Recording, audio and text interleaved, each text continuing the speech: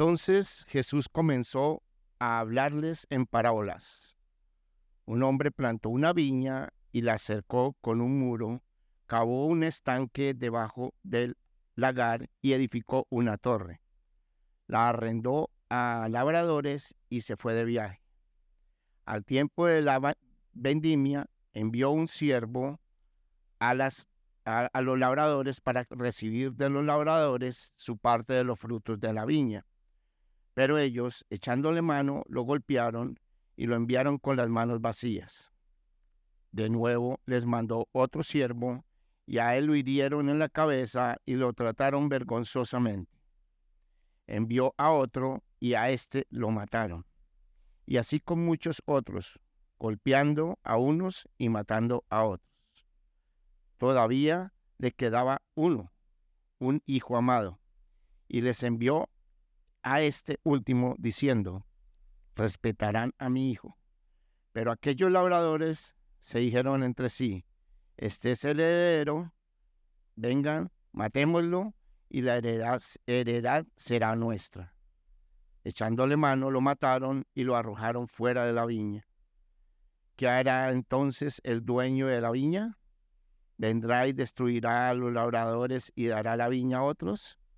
Ni aun esta escritura han leído: la piedra que desecharon los constructores, la piedra que desecharon los constructores, esa en piedra angular se ha convertido.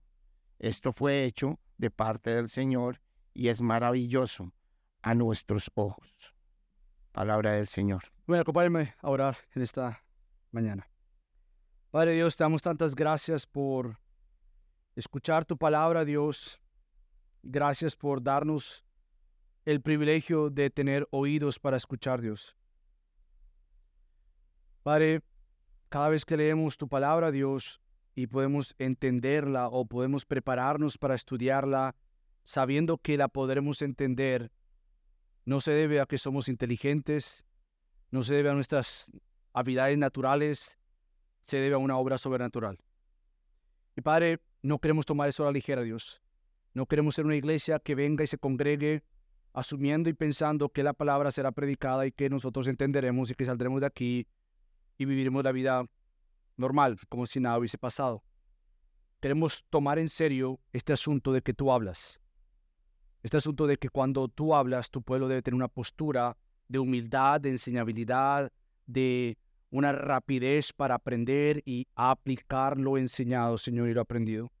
Y Padre, todo esto es dependencia de ti, todo esto es en un pueblo estando sometido ante tu palabra. Por lo tanto, Dios, háblanos por medio de este texto, muéstranos dónde quieres trabajar en nosotros, muéstranos cómo estás edificándonos y ayúdanos a ver a Cristo para rápidamente confiar en su obra por medio del Espíritu Santo, porque ahora es posible escuchar para vivir.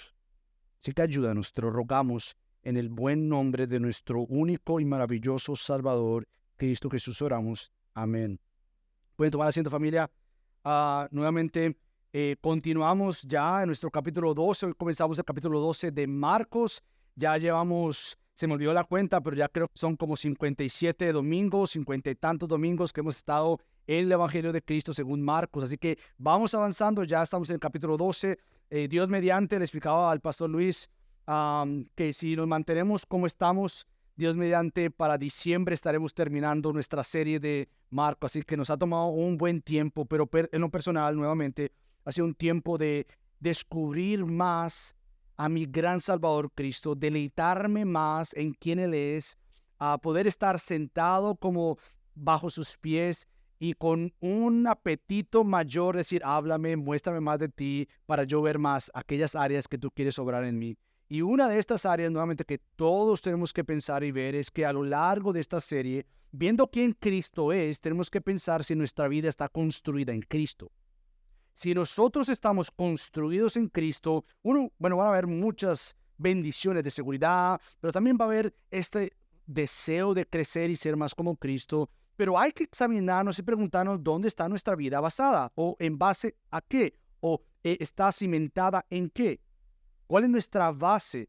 Y parte de esto es entender que si estamos sin Cristo, estamos construidos en un lugar equivocado. Entonces nadie pensaría construir una casa sin un fundamento seguro. Creo que es obvio que todos aquí, si tienes la paz y la tranquilidad de llegar a tu casa, se supone, o por lo menos estás dando por sentado, que la casa donde estás tiene un buen fundamento. Es imposible basar tu confianza en una casa si no sabes si el fundamento está bien sólido. Ahora, yo leí una historia de una persona que construyó una casa y empezó a tomarse las medidas y se daba cuenta que cada vez la casa echaba como hacia un lado. Y decía, ¿qué pasó con esta casa? Bueno, seguro cuando yo le ponga las paredes ya se va a poner a enderezar. Bueno, la persona construyó las paredes y dijo, bueno, sigo viendo que se inclina hacia un lado. Bueno, seguro cuando le ponga ya el techo, seguro va a echar más fuerza, más peso y ya se va a quedar en el lugar adecuado. Bueno, le puso el techo y quedó más torcida. Bueno, el problema no era lo que estaba colocando, el problema es su fundamento. Y la gran pregunta del millón era, ¿qué voy a hacer? ¿Destruyo la casa para comenzar de nuevo o me acostumbro a vivir con la casa torcida, siendo un peligro? Bueno, Cristo lo dice de la siguiente manera.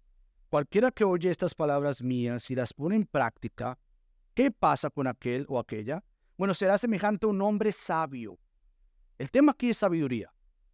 El tema aquí, nuevamente, lo que estamos tratando de entender y vamos a explicar en ese texto es cuán sabios somos siguiendo al sabio y perfecto Cristo.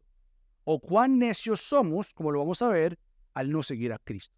Entonces Cristo dice, el asunto de escuchar la palabra y ponerla en práctica es como un hombre sabio que edificó su casa sobre la roca. Y cayó la lluvia, vinieron los torrentes, soplaron los vientos y azotaron aquella casa. Es decir, vinieron los problemas, vino todo lo que se supone va a venir en nuestra vida, pero aquí viene la diferencia de estar fundamentado sobre la roca. Pero no se cayó la casa, porque había sido fundada sobre la roca.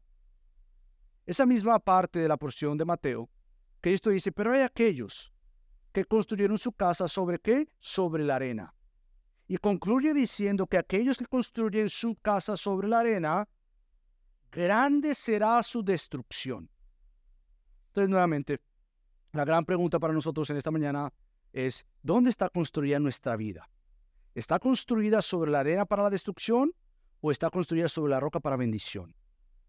Y precisamente en esta historia vamos a ver cómo estos líderes, estos labradores malvados, construyeron su vida sobre la arena. Y la destrucción vendría, y es parte de la parábola del juicio que vendría sobre aquellos líderes. Pero la invitación está para todos nosotros, principalmente para los creyentes, pero también para ti, querido amigo que nos visitas, que tú puedas observar y preguntarte, ¿dónde está mi vida construida? Porque la gran bendición de construir nuestra vida sobre la roca es que está siendo construida sobre aquel que es la piedra angular. Entonces vamos a ver dos cosas. Vamos a ver los labradores malvados, eso es parte de la parábola, pero después vamos a terminar viendo, número 2, que Cristo es la piedra angular. La piedra angular, este es Cristo. Así que quizás tú estás tratando de seguirme. Vamos a ver cómo esto se muestra en el texto y cómo esto se aplica a nuestra vida. Así que comencemos con lo primero y es estos labradores malvados. Nuevamente, estamos en el capítulo 12 y antes de esto está el capítulo 11 que vimos a Cristo ejecutando su santo juicio. Lo hemos visto ya. Cristo llega a Jerusalén. Ese es el momento de que Cristo ya en el capítulo 11 está en Jerusalén y Él ha traído juicio. Él ha venido a ordenar el caos. Él ha venido a traer lo que estaba equivocado, lo que estaba no recto. Él lo puso a poner recto. Entonces hemos visto a Cristo en el capítulo 11 usar toda su autoridad. Y Él trae juicio para poner orden. Él trajo en el capítulo 11, lo vimos condenando a una higuera, que Pedro dice, espérate, esta es la higuera que tú condenaste, es como una obra de juicio, una higuera representando la falta de frutos de su pueblo, el pueblo de Israel. Vemos a Cristo ejecutando juicio contra una higuera. Vemos a Cristo haciendo algo y es que Él está limpiando y sacando a todos aquellos que han convertido el templo del Señor en un juego. Y peor, en una cueva de ladrones. No le han dado importancia a lo que pasa en la casa del Señor, mucho menos le da importancia a quién es el Señor. Por lo tanto, Cristo viene con todo su santo juicio, amoroso como lo hemos visto, humilde como lo hemos visto, compasivo, misericordioso, pero Cristo es recto. Él es justo, Él es santo. Y Él viene en el capítulo 11 y pone todo en orden. Y por último, vimos hace 2 semanas que Cristo viene con su autoridad para confrontar a las autoridades del momento. Las autoridades del momento querían cuestionar la autoridad de Cristo. ¿Quién te crees tú? ¿Cómo es posible? ¿Con qué autoridad tú vienes y haces esto en el templo? ¿Quién tú te crees? Bueno, vimos a Cristo no responder a esta pregunta, más bien haciéndonos una pregunta y dejarlos callados. Yo soy aquí quien tiene autoridad. Yo soy quien les va a decir a ustedes qué voy a hacer y cómo lo hago. Y ustedes tienen que responderme a mí y no al revés. Por tanto, hemos visto a Cristo con su autoridad. Llegamos al capítulo 12, que es lo que Mauricio nos leyó. Y aquí encontramos una parábola. Y yo no quiero que tú te separes del capítulo 11 y todo el resumen que acabo de dar, porque la parábola precisamente es una enseñanza contra estas autoridades. Cristo no se ha quedado callado. No fue que terminamos el capítulo 11 diciendo, ellos respondiendo, no sabemos. Jesús les dijo, tampoco yo les diré con qué autoridad hago estas cosas. Y asunto se acabó. No. Ahora Cristo usa una de sus famosas maneras, métodos de enseñanza, y son las parábolas. Las parábolas son las enseñanzas con implicaciones eternas, bíblicas del reino, a corazones que a unos les es para juicio porque no tienen oídos para escuchar su significado, pero para otros que por gracia tienen oídos pueden entender e interpretar su significado. Las parábolas sirven como una doble función: juicio para aquellos que son rebeldes, necios, que no quieren escuchar, pero para gracia para otros que siendo necios les ha otorgado Dios el privilegio de escuchar.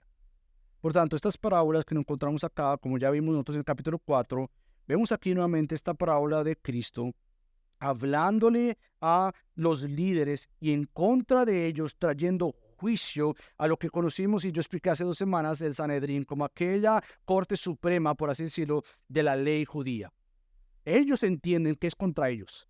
Entonces, brevemente vamos a saltar al último versículo para entender todo, porque es contra los líderes que Cristo está hablando.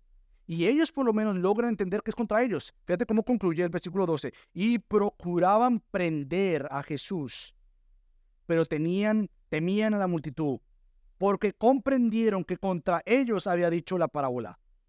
Y lo dejaron y se fueron. Por un momento. Eventualmente harán lo que la misma parábola enseña. Entonces, con esto en mente, la audiencia normalmente es hacia estos líderes. Cristo va a tomar esta parábola y enseñanza y se las va a tirar, por así decirlo, a estos líderes. Pero entonces, detengámonos un momento para pensar, ¿de qué se trata esta parábola? Bueno, la parábola que Cristo tiene en mente y comparte, tiene en mente un señor, un dueño de una propiedad, un dueño de un terreno, que lo que hace es, él usa su terreno para hacer lo que normalmente se acostumbraba a hacer, y era plantar. Él planta una viña y él la cerca con un muro. Lo que hace es después, él cavó un estanque debajo del lagar, es decir, el lagar era aquel lugar donde se pisaban las uvas y salía el jugo. Bueno, él planta esto, él hace un estanque debajo del lagar y edifica una torre. Después de esto, entonces vemos que el dueño hace lo que también se acostumbraba. El dueño tiene una propiedad, planta esta viña y lo que hace es ahora contratar a labradores.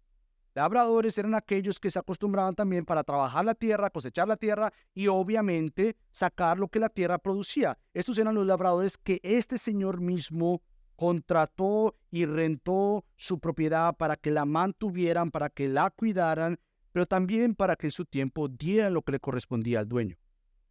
Pero una cosa es importante, estos labradores no eran el dueño de la vid, no eran dueños de la viña. Ellos eran tan solo arrendatarios, eran labradores puestos ahí para hacer su trabajo. Ellos no eran el dueño. Entonces la parábola continúa diciendo que cuando ya venía el tiempo de la vendimia, esto es la recolección de la uva, cuando ya había dado fruto a la viña, ya cuando estaban los arbolitos grandes con sus uvas, ya era tiempo de que el dueño hiciera lo que es correcto para él. El dueño en esta historia no hace nada incorrecto.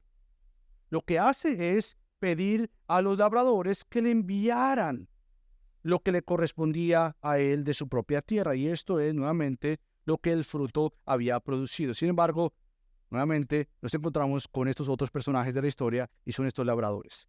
Los labradores lo que hacen es no entregar lo que le correspondía al dueño. No son gente humilde, gente justa, recta, que va a decir, por supuesto, ha enviado el dueño lo que le corresponde al dueño. Por supuesto que sí, aquí está lo que le corresponde de su parte. No, lo que ellos hacen es Cuando el dueño envía a un siervo para recogerlo primero, ¿qué es lo que ellos hacen? ¿Lo abrazan, lo reciben bien? No, lo golpean y lo envían con las manos vacías. Y lo que hace el Señor es, con su gran compasión, envía más. Envía uno tras otro, al punto que ya cuando el versículo 5 dice, y así con muchos otros. El texto termina con 3 siervos enviados, pero hay muchos más, y cada vez más los malvados labradores intensifican la maldad de su corazón y llevan a cabo lo que hay en su corazón. Los golpearon, los enviaron, pero comienzan a matar uno a otro, enviando así cada vez más a estos mensajeros sin las manos vacías, y muchos ni llegaron al Señor. Sin embargo, el texto hace algo clave aquí, y es que el Señor, el dueño de la viña, piensa seguro lo que falta y lo que harán es que al ver a mi hijo van a respetarlo. Quizás aquí ha sido casi una mala información, enviado mensajeros, pero ahora seguro al ver a mi hijo lo respetarán, entregarán lo apropiado, le darán el recibimiento que debe recibir y por lo tanto lo enviarán con el fruto que es mío. Bueno, eso no es lo que pasa. Y el texto dice algo aquí clave, y es, todavía le quedaba un hijo amado. Esto vamos a ver cómo se aplica, pero uno de los teólogos que estaba leyendo esta semana dice que en Marcos esta palabra es clave porque nosotros ya hemos visto que hay un hijo amado. Y ha aparecido cuando Cristo fue bautizado y después en la transfiguración, este es mi hijo amado. Escúchenlo. Este es. Bueno, te estoy dando alguna indicación de cómo es que Cristo usa esta parábola para aplicársela a sí mismo, pero eso lo vamos a ver más adelante. Entonces, estas personas, en vez de ser sabias y escuchar y seguir, estas personas al ver al mismo hijo del dueño, lo que hacen es matarlo. Ahora, la pregunta del millón es, ¿por qué lo vienen a matar? Bueno, ellos asumieron algo, y es que el dueño se había muerto. Según la parábola y la historia, lo que hace es que en aquella costumbre era que cuando ya no había un heredero, resulta que el primero que reclamara la tierra, ese sería el heredero. Entonces ya ver al final de los siervos que envían al hijo, dicen, mira, el papá murió. Ahora ha llegado el heredero. ¿Qué vamos a hacer con este hombre? Bueno, matémoslo. ¿Sabes por qué? Porque al matar a este hombre, nos ganamos el terreno. Nos quedamos con el terreno. Y entonces lo último de lo más alto en esta parábola es que llega el hijo amado y en vez de respetarlo, lo mataron. Yo me imagino en ese momento a los discípulos estando con Cristo, escuchando esta parábola, escuchando que ya han matado a varios, escuchando que al hijo amado lo matan. Yo me imaginé y me pausé. Yo creo que aunque no está ahí, pausa, detente, yo creo que leer la parábola correctamente nos debe hacer pausar.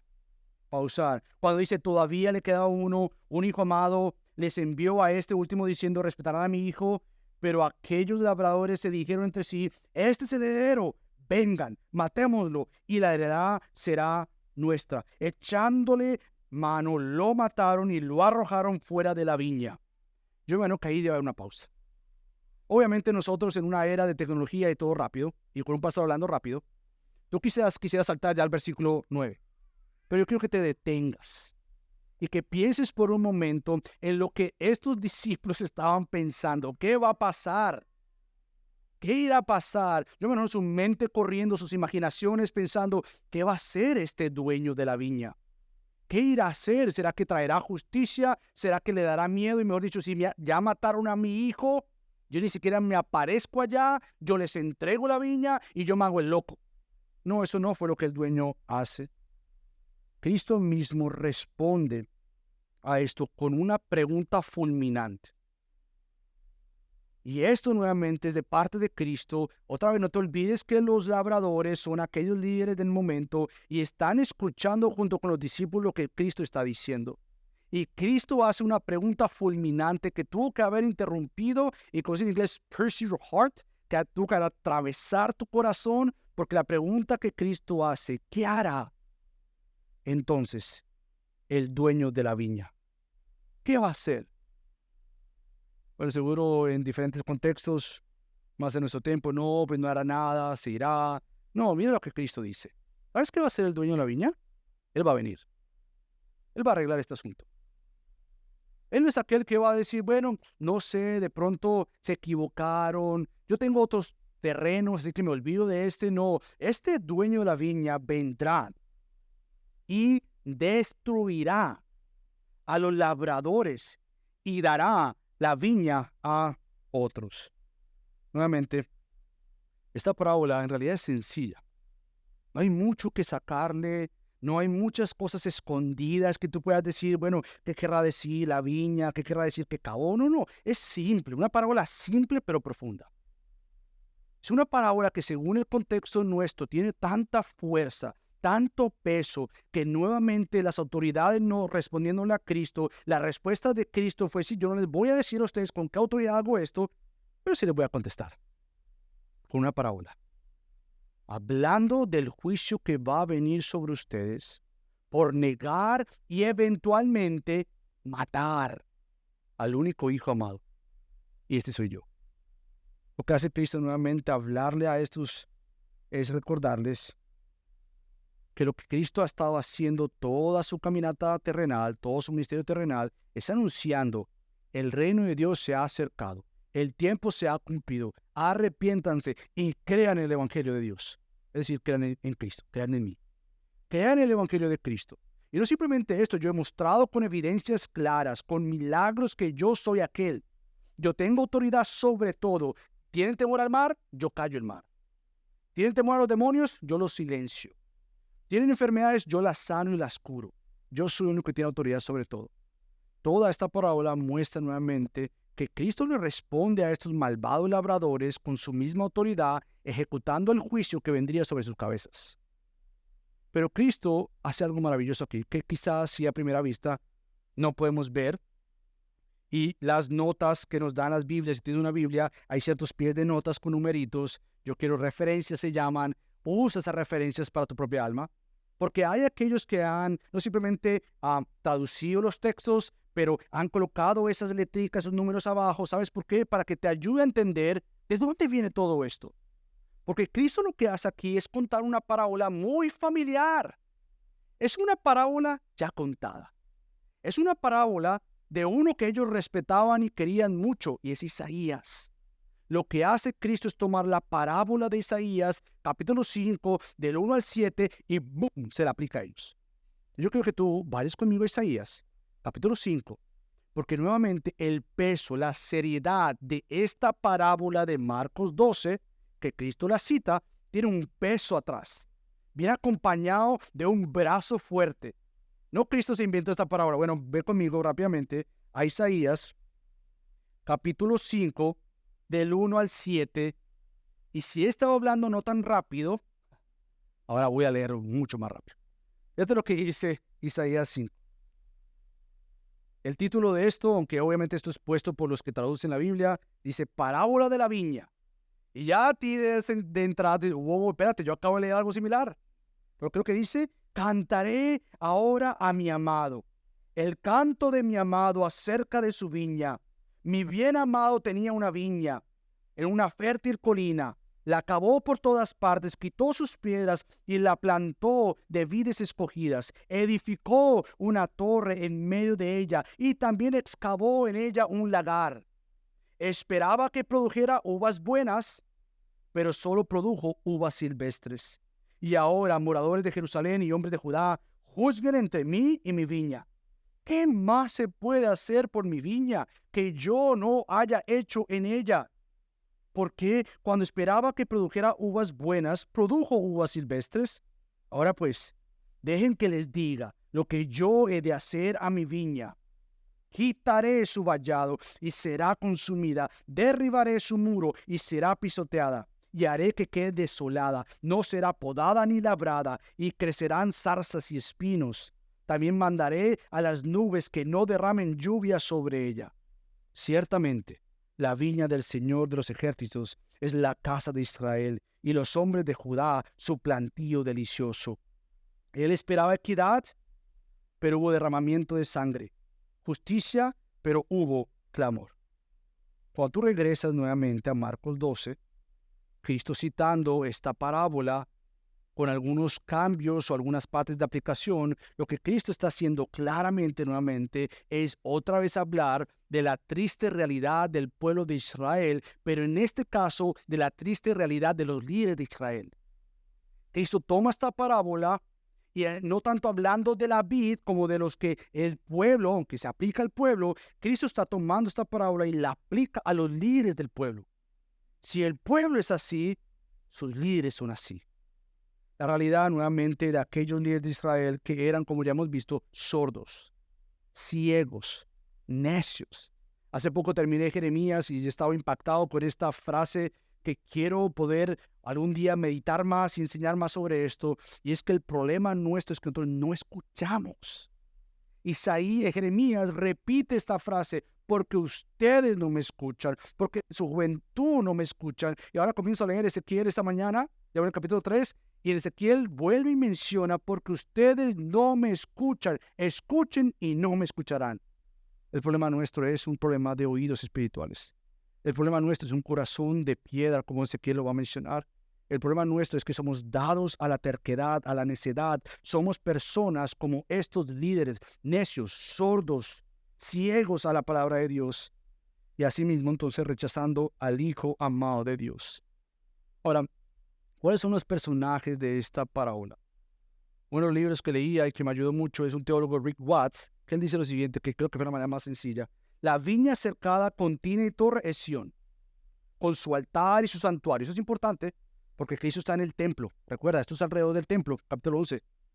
Cristo llegó a Jerusalén y fue directamente al templo, limpió el templo y todo esto es con las autoridades del templo. Entonces, Rick Watts dice que Sión, con su altar y santuario, el dueño es Dios, el dueño del terreno, se aplica a Dios, la vid es su pueblo, los labradores son el liderazgo actual de Israel, los sirvientes son los profetas que Dios ha enviado a lo largo de los años para hablarle a su pueblo, y el Hijo amado del dueño es Jesús. Ahora, ¿cómo esto es tan importante para nosotros en Marcos? Bueno, Watts también me ayudó, porque él dice que el Hijo sea el último en ser enviado simplemente refleja el tenor culminante escatológico de toda la historia de Marcos. Hemos visto que con Cristo llegar era el esperado, el anunciado.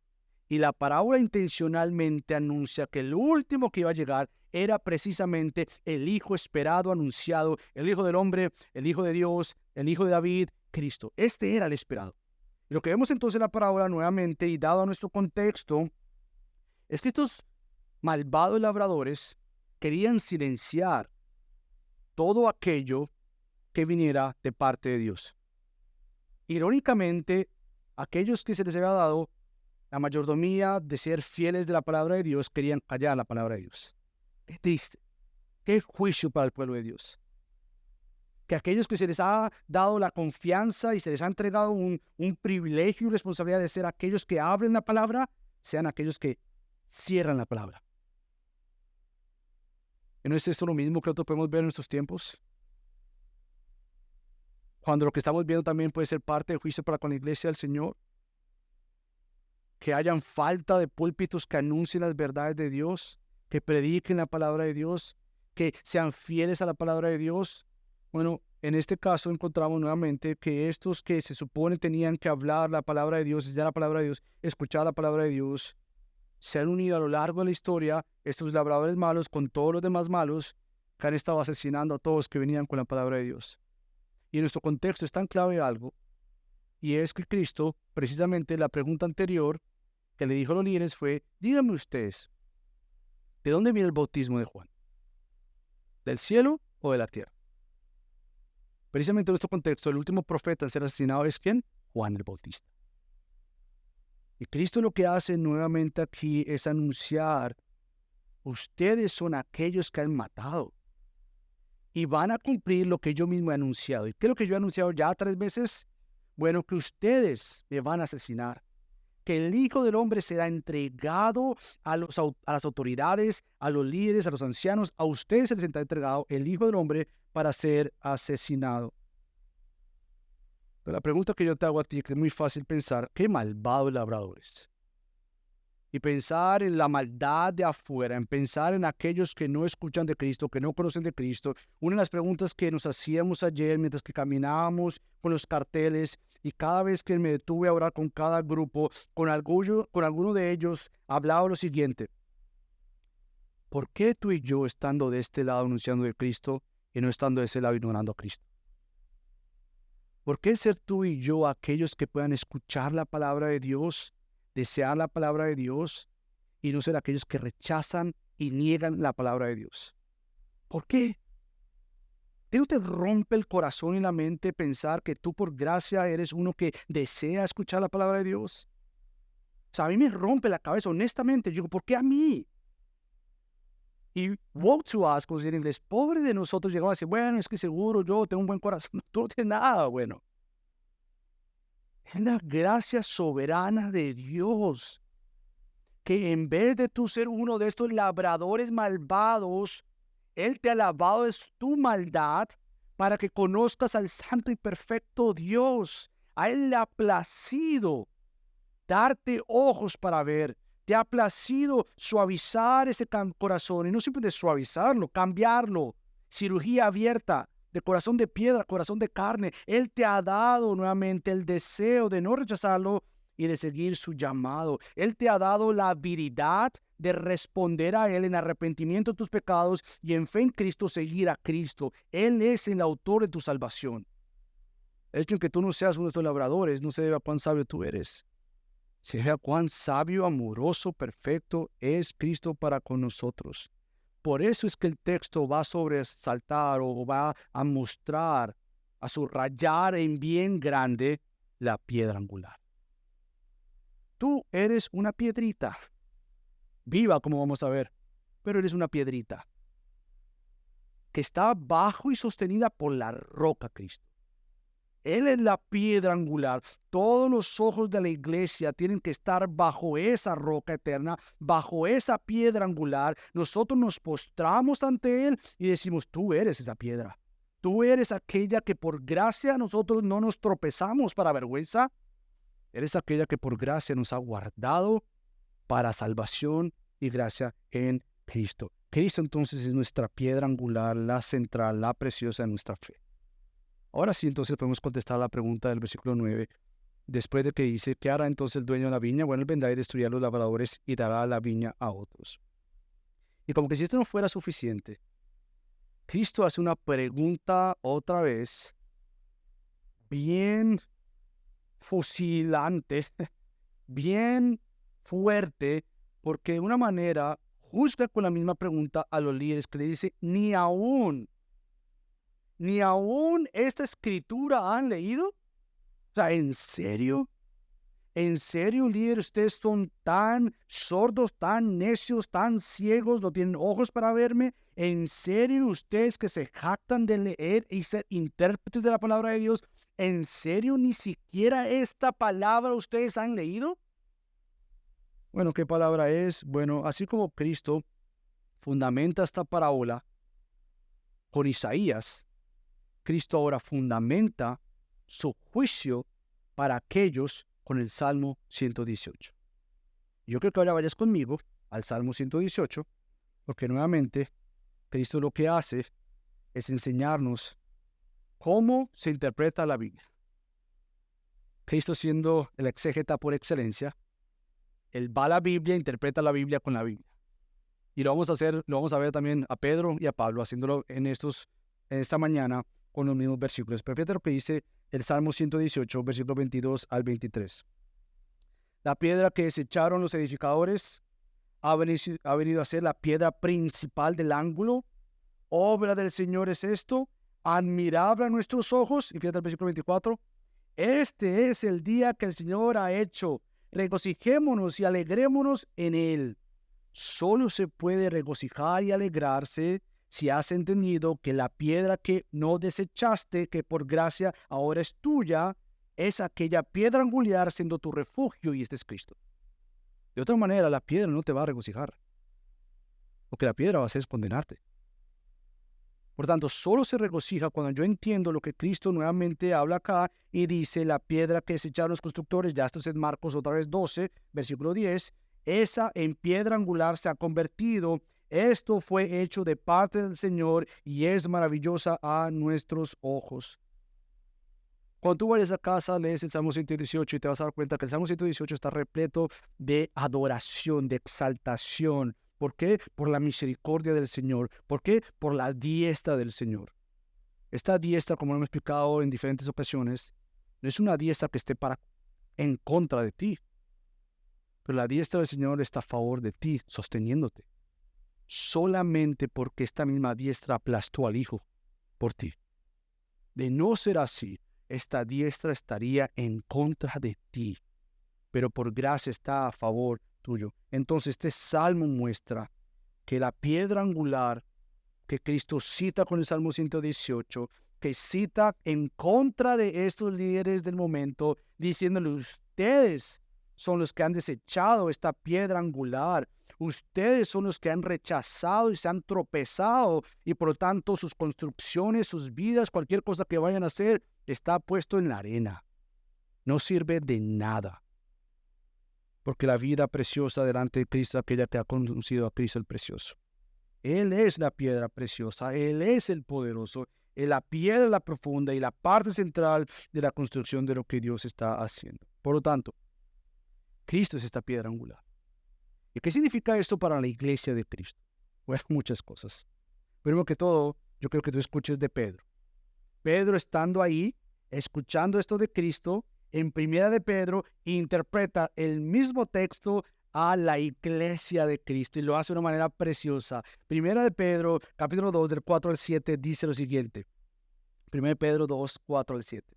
Y viniendo a él como una piedra viva, desechada por los hombres, pero escogida y preciosa delante de Dios. También ustedes, como piedras vivas, sean edificados como casa espiritual para un sacerdocio santo, para ofrecer sacrificios espirituales aceptables a Dios por medio de Jesucristo. Pues esto se encuentra en la Escritura. Yo pongo en Sión una piedra escogida, una preciosa piedra angular, y el que crea en él no será avergonzado. Esta piedra angular, que tú has creído en él por gracia, es una piedra angular que te quita toda vergüenza, que te quita toda futura condenación. Por lo tanto, tú puedes construir tu vida en la roca sin esperar vergüenza en el futuro. Pero nuevamente, si tú no has construido tu vida en la roca, lo que espera de ti es vergüenza ahora y venidera. Aparte de la gracia de Dios, aparte del trono de Dios, aparte de la gloria de Dios por el resto de la eternidad, vergüenza sobre ti. Pero nuevamente, este precioso valor es pues para ustedes los que creen. Pero para los que no creen, la piedra que desecharon los constructores, esa en piedra angular se ha convertido. Ahora yo sé si tú te diste cuenta, pero Pedro hace algo aquí maravilloso. Él conecta la piedra angular con piedras vivas. Es decir, la razón por la cual tú eres una piedra viva es por la piedra angular. Si tú eres una piedra viva, se debe a tu conexión y gracia de esta piedra angular que en vez de tropezarte para vergüenza, te ha llegado a ti por gracia para salvación. Cristo entonces nuevamente es aquel que es la piedra angular, nuestra salvación, y nosotros somos lo que somos por nuestra fe en Cristo como piedra angular, como el fundamento, como la roca de nuestras vidas. Solamente por eso es que nosotros no seremos avergonzados, porque hemos creído en que Cristo es la piedra angular y es nuestra vida y en ella estamos seguros. Entonces, no es así con los que rechazan a Jesús, porque para ellos nuevamente esta piedra angular se convertirá en una piedra contra ellos y no a favor de ellos. Entonces, ¿qué es una vida sin la piedra angular? Pues una vida sin la piedra angular es una vida que se pierde, es una vida que se cae, es una vida desperdiciada, una vida que sufre sin esperanza, una vida sin propósito. Por lo tanto, hemos estado orando para que Dios traiga salvación a nuestra ciudad. Y posiblemente tú estás acá entre nosotros, has estado un rato con nosotros, pero nuevamente si tú no has confesado tus pecados y arrepentido tus pecados a Cristo y no has creído en Cristo como Señor y Salvador, nosotros queremos invitarte nuevamente que tú por gracia hoy vengas postrado ante la roca Cristo, la piedra angular, y recibas por gracia lo que se te ha otorgado por gracia, y esto es perdón, esto es propósito, Esto es salvación. Esto es vida verdadera para el disfrute pleno de la vida. Y no hay otro disfrute pleno de la vida si no es con Cristo. Entonces, esta es la oportunidad para ti. Ahora, de igual manera, Pablo lo hace. Interpretando esto, lo aplica a la iglesia de la siguiente manera en Efesios 2, 19 al 20. Efesios 2, 19 al 20 dice: así pues, ustedes ya no son extraños ni extranjeros. En un momento, querida iglesia, gracias sobre gracia, nosotros éramos extraños y extranjeros. Es decir, estábamos alejados de Dios. No le pertenecíamos al pueblo de Dios. Éramos en un momento extraños, extranjeros. Pero ahora dice Pablo, sino que son conciudadanos de los santos y son de la familia de Dios. Ahí estás tú por gracia. Eres parte de la familia de Dios. Están edificados sobre el fundamento de los apóstoles y los profetas. Nosotros basamos nuestras creencias en la palabra de Dios y Dios usó a apóstoles y a profetas para enseñar la palabra de Dios, siendo Cristo Jesús mismo que la piedra angular. Aún por encima de los apóstoles y los profetas, nosotros tenemos la piedra angular que es Cristo, en quien todo el edificio bien ajustado va creciendo para ser un templo santo en el Señor. En Cristo también ustedes son juntamente edificados para morada de Dios en el Espíritu. Por lo tanto, tu vida tiene propósito. Tú has sido convertido en una piedra viva bajo la roca eterna, bajo la piedra angular, para que tu vida, siendo una piedra viva, tenga propósito, tenga identidad, tenga valor, tenga fines de cambio. Tú no eres una piedra muerta. Tú eres una piedra viva. Es una persona que por gracia ha sido redimido, creyente. Y hay de nosotros que pensemos vivir vidas secas, vidas que no cambian, vidas apartadas de lo bueno, vidas que en vez de ser celosos de buenas obras nos convirtamos en un pueblo de celosos de malas obras. Eso no es para lo que Cristo nos ha salvado. Cristo nos ha salvado nuevamente para que nosotros tengamos el propósito de ver a Dios obrando en nosotros. Somos suyos, somos la familia de Dios y lo que Dios está haciendo en medio nuestro es edificándonos. ¿Por qué? Porque Pablo dice, para que lleguen a ser un templo santo en el Señor. Dios está en la tarea de hacer de piedras vivas un templo santo para el Señor. Y el Señor va a hacer y está haciendo eso en base al santo y piedra angular que es Cristo. Todo su hacer en nosotros se debe a esta piedra angular. Todo su hacer en nosotros se debe a que Él está edificándonos. ¿Por qué? Porque precisamente el fundamento de nuestra vida es Cristo. Pero este fundamento se disfruta. Es nuestro sostén, es nuestro deleite. Vivimos en la presencia del Dios. ¿Por qué? Porque el Espíritu Santo mora en nosotros. Entonces, ¿cómo vivimos una vida fundamentada en Jesús? Si entendemos que Cristo es la roca, si Cristo es la piedra angular, si entendemos que tenemos que edificar y construir nuestra vida bajo la roca o encima de la roca, ¿cómo se vive esto? ¿Cómo yo puedo vivir mi vida fundamentada en Jesús? Bueno, primero que todo, una vida fundamentada en Jesús es una vida que toma en serio la edificación de Jesús. Una vida fundamentada en Jesús es aquella que toma en serio la edificación de Jesús. Esto es, nuevamente, entender que no podemos pretender que el edificio es lo importante y como que minimizar el cuerpo de Cristo, como que minimizar la iglesia de Cristo y pensar que el pueblo de Dios es algo corriente y simple, algo normal como cualquier otro lugar. No, la piedra, Cristo, ha creado un pueblo único y está la iglesia de Cristo. No hay nada como la iglesia. Podrán haber otras organizaciones, otros organismos y cualquier otra cosa que se pueda inventar, pero no hay lugar como la iglesia. No hay lugar como la iglesia. Y entre más convencido estés de esto, más vas a poder disfrutar y tomar en serio lo que Cristo está haciendo en ti como parte de la iglesia de Cristo. Nosotros somos parte de esta construcción del Señor. No sé si tú te has visto como una persona clave dentro de la construcción del Señor. Tú eres parte de lo que Dios está haciendo en su iglesia y dentro de su iglesia Él está construyendo piedras vivas cada vez más como instrumentos cambiados en las manos del Dios Todopoderoso. Y eso es lo que Dios está haciendo en nosotros. Él va a construirnos cada vez más.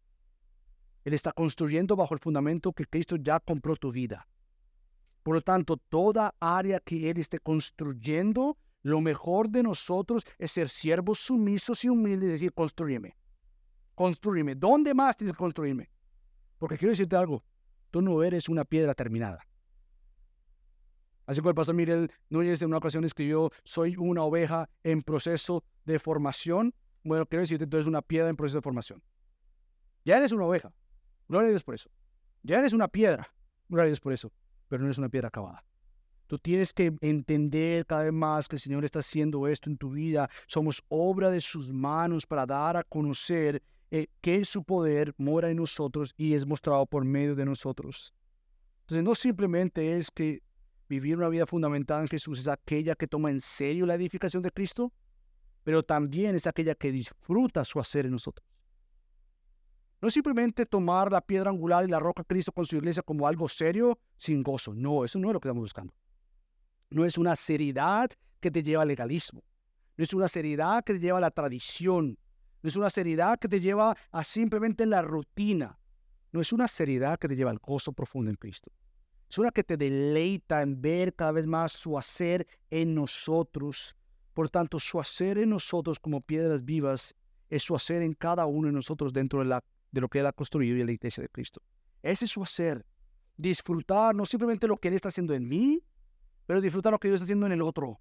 ¿Cómo disfruto ver a Dios obrar en mí y cómo disfruto ver a Dios obrar en otros? Y esto comienza nuevamente en cada hogar, en cada persona, en cada familia.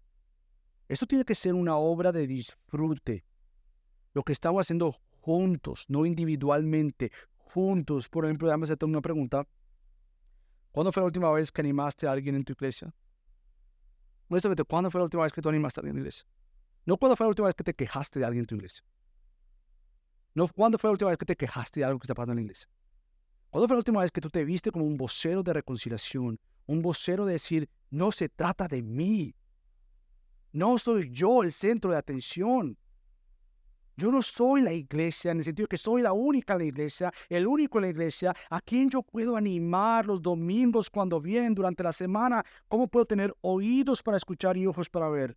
En nuestra clase de membresía hoy vimos el pacto de membresía, el compromiso de membresía, donde hablamos precisamente que el compromiso de membresía es una intencionalidad de cuidado y de amor tanto para conmigo y para con el otro, y llevar con ternura tanto la alegría como el dolor de alguien más.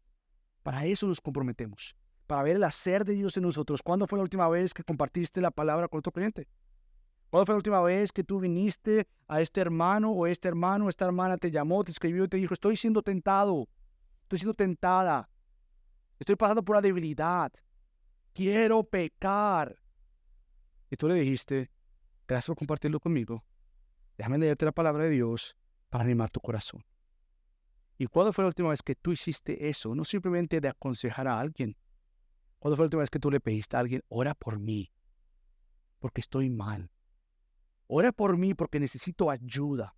Ora por mí porque precisamente cuando cruzas estas puertas, tú no has llegado a la iglesia perfecta. Tú has llegado a una iglesia del perfecto Cristo haciendo su gente perfecta. Y eso se toma un trabajo en colectivo, en conjunto. Por lo tanto, parte de lo que nosotros celebramos y tomamos en serio es la vida de Dios en la comunidad de Dios. ¿Cómo lo hacemos acá? Bueno, esta semana vamos a comenzar grupos de comunidad. Me escuchaste hablando en los anuncios precisamente que nosotros tomamos muy en serio tu vida. Nos importa quién eres tú. Nos importa tu alma. Nos importa tu corazón. Si tú quieres una iglesia de afuera, déjame decirte algo con mucho amor. Esta no es la iglesia para ti. Honestamente. Entonces no vuelvo. No es eso. Vuelve. Pero vamos a ver todo lo posible para que tu vida luzca como Cristo. Y eso no se hace a solas. Es imposible. ¿Sabes por qué? Porque esta iglesia dará cuentas a Dios. No cuánta gente vino y se sentó. Eso no. Ustedes no saben, nos conocen ya de tiempo. No estamos detrás de los números.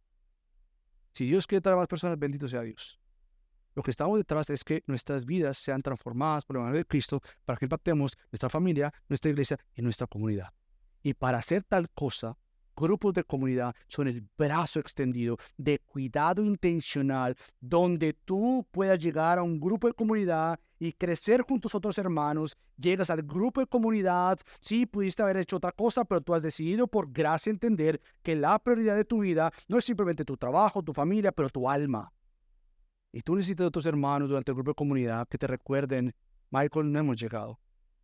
Michael, vamos a mirar a Cristo en esa situación. Los grupos de comunidad son aquel lugar donde tú dices, mira, no entendí ni papa de lo que hizo el pastor. Él habló por 45, una hora y yo no entendí nada. El grupo de comunidad es para ti. El grupo de comunidad para ti es que, mira, a él le faltó un texto, a él le faltó, excelente, mi hermano. ¿Tú sabes qué textos puedes apoyar la prédica? Ve al grupo de comunidad. Compártelos ahí. ¿Por qué? Porque el tiempo limitado aquí, tratando de aplicar, tratando de enseñar, se va a disfrutar también los grupos de comunidad. El grupo de comunidad, como hemos dicho varias veces, es para el cansado. Oye, no voy al grupo de comunidad porque estoy muy cansado. Es el grupo para ti. Porque créeme que todos queríamos estar en la casa. Pero es para el cansado que entiende que su cansancio primordial no es físico, es espiritual. Pero el grupo de comunidad es para todos aquellos de nosotros como creyentes. Por lo tanto, ahí es donde vamos a invertir nuestro tiempo para hacer preguntas, comentarios, poder traer aplicaciones. El grupo de comunidad no es una prédica más, un estudio más. Es un tiempo oportuno durante la semana para que tú digas, y ahora bájame esa enseñanza del techo a mi corazón. No entiendo nada. ¿Cómo lo aplico a mi vida cada vez más? El grupo de comunidad se hizo para nosotros. Por lo tanto, una de las verdades de los grupos de comunidad es que es una oportunidad para velar unos por otros, para sostenernos, para cuidarnos, para animarnos y ser la iglesia que disfruta la obra de Dios al dar una piedra angular como el lugar seguro para nuestra propia vida. Entonces, la única bendición que tenemos es la gran bendición que tenemos es Cristo. Esta es nuestra piedra angular. Que tú puedas salir de este lugar siendo recordado que esta piedra angular es tu lugar seguro y que tenemos por gracia. Así que podemos orar. Padre Dios, te damos tantas gracias por nuestro Salvador. Gracias porque solo por gracia no somos contados dentro de los labradores malvados, que estábamos ahí. Pero por gracia en Cristo, desde la eternidad, pusiste tu mirada de gracia sobre nosotros y nos dijiste, tú eres mío. ¿Por qué? Porque yo soy Señor. Porque yo tengo misericordia en que quiera tener misericordia y tendré compasión en que yo quiera tener compasión. Y tú nos has dado eso.